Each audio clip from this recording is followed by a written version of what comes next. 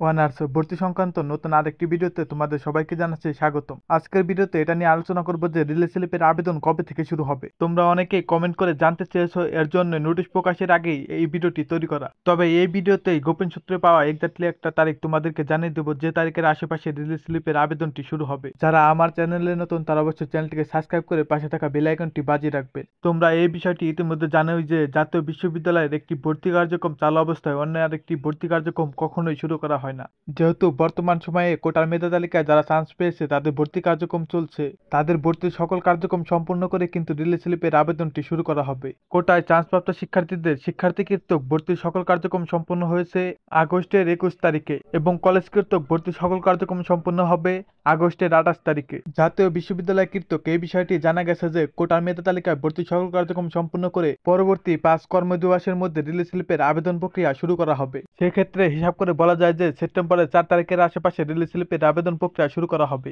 আজকের মতো এতটুকুই, ভালো থেকো সবাই, খুদা হাফেজ।